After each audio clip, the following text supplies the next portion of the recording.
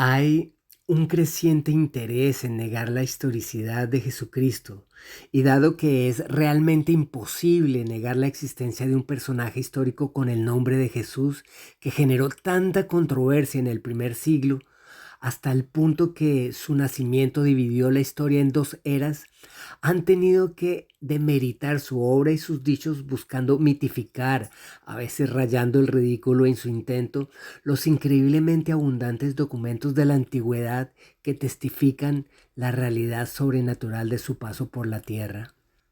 Hola, mi nombre es Awisa Natán. Negar hechos históricos que hemos tenido como verdades indiscutibles debido a la sobreabundante documentación a veces se convierte en un ejercicio que reta a los más grandes racionalizadores, que en muchos casos buscan patrocinios de élites interesadas en la manipulación y así subsidiar su cómodo estilo de vida. De esa misma manera, el Instituto de Revisión Histórica de California en los Estados Unidos publicó artículos escritos por importantes figuras mundiales como Arthur Butts, Bradley Smith, Fred Leuchter, Ernst Sandel, David Irving, Robert Forizon, Ahmed Rami, Carlo Metogno o la prestigiosa historiadora Deborah Lipstadt de la Universidad de Emory en Estados Unidos, quienes niegan que el holocausto judío hubiera ocurrido. Y sus investigaciones muestran una realidad muy distinta a la que nos cuentan los narradores oficiales de los acontecimientos. Es decir, quienes quedaron en la historia como los vencedores en la guerra que envolvía esos hechos. Por ejemplo, ellos describen los llamados campos de concentración como verdaderos clubes sociales de una planificación en servicios muy eficiente y los supuestos campos de exterminio como clínicas donde se atendía o se le daba una muerte digna a los enfermos. Todo esto documentado con fotografías inéditas de la época y testimonios de los mismos judíos, muchos de los cuales emigraron a Latinoamérica a fundar las grandes multinacionales que gobiernan en la sombra a esos países. Muestran incluso cómo Winston Churchill bombardeó campos de exterminio y de concentración para luego mostrar cadáveres amontonados, todo para legitimizar la creación de un experimento comunista en la nueva nación de Israel. De esa misma forma, en países como Colombia, la llamada agenda globalista ha montado un mito llamado los falsos positivos, que busca denigrar al mejor y más ético ejército de Latinoamérica como una banda de delincuentes que asesinaban miles de campesinos indefensos. Esta vez sin ninguna prueba real, por lo que en complicidad con la gobernanza mundial y su agenda, crearon la figura llamada la JEP, es decir, la Jurisdicción Especial para la Paz, en donde todos esos valerosos hombres que lograron esos heroicos éxitos militares, como el de la Operación Jaque, fueron presos y los cuales solo podrían lograr su libertad después de confesar delitos que nunca cometieron.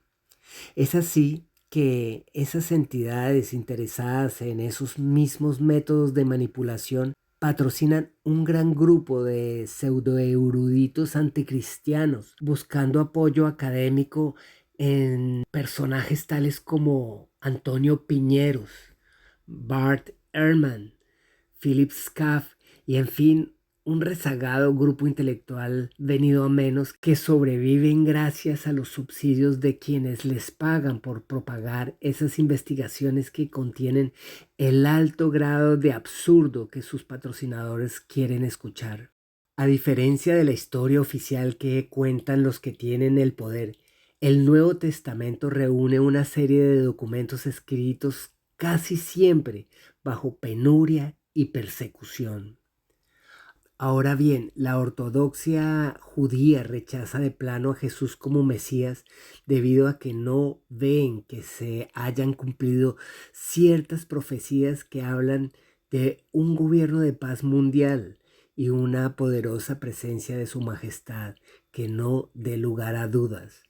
pero desechan otras profecías de un Mesías sufriente.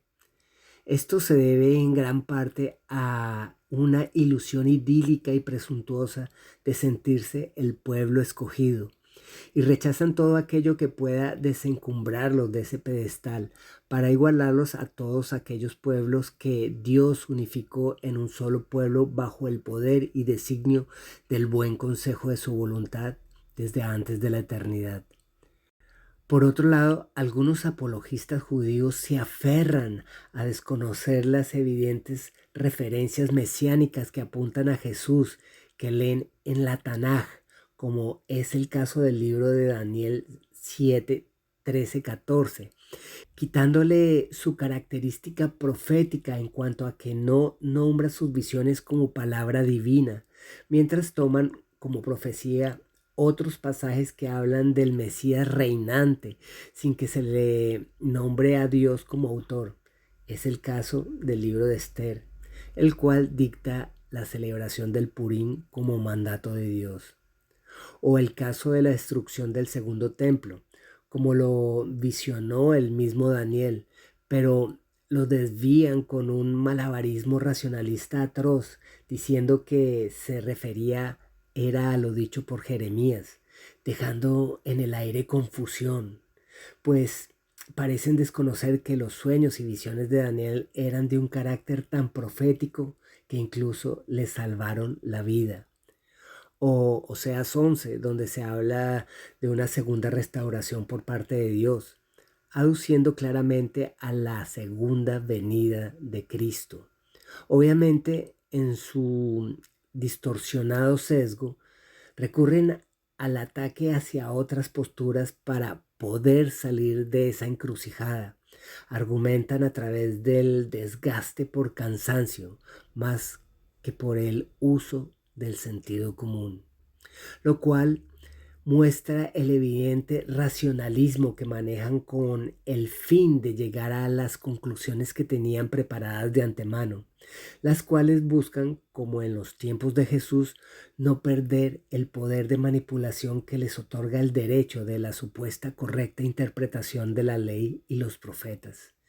Por ejemplo, dicen que el Nuevo Testamento es falso porque fue escrito por hombres bajo inspiración del Espíritu Santo, y según ellos, esa es una argumentación irracional.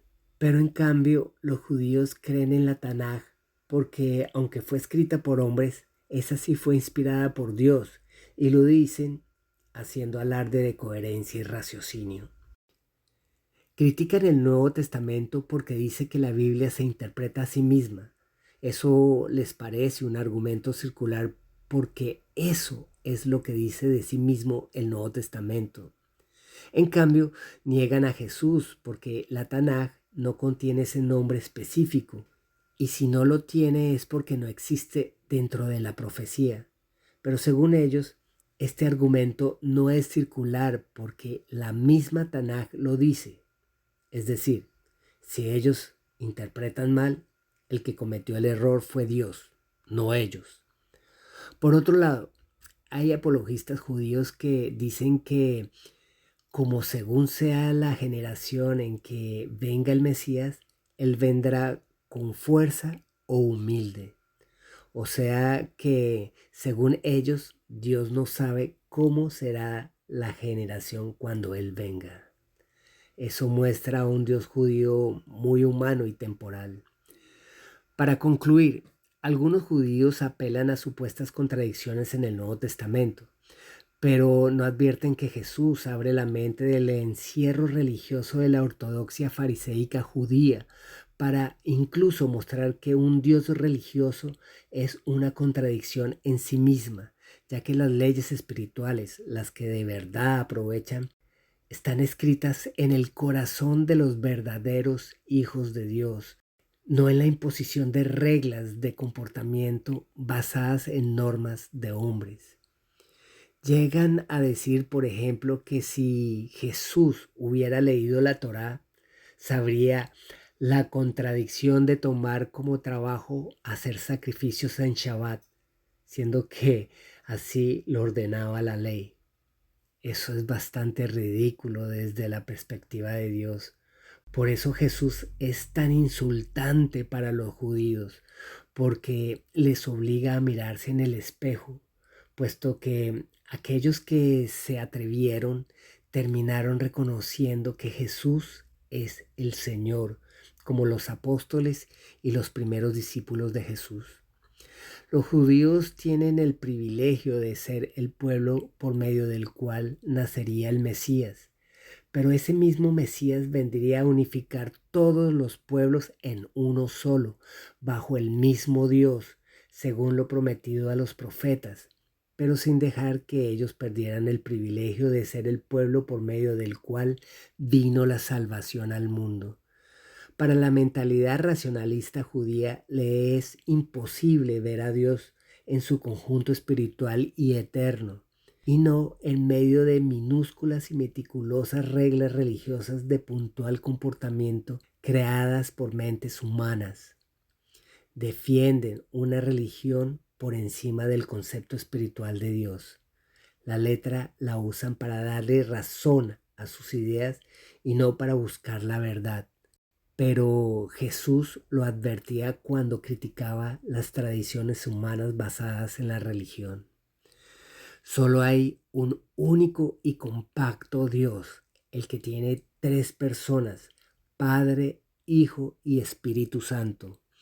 Un único Dios, el cual habita en luz inaccesible como Padre, que gobierna la eternidad en la persona del Espíritu Santo y es el poderoso Salvador en nuestra temporalidad como la persona del Hijo. Amén y muchas bendiciones. Creo que esto lo debería escuchar algún amigo tuyo. No desaproveches esta oportunidad que te da Dios. Bendiciones.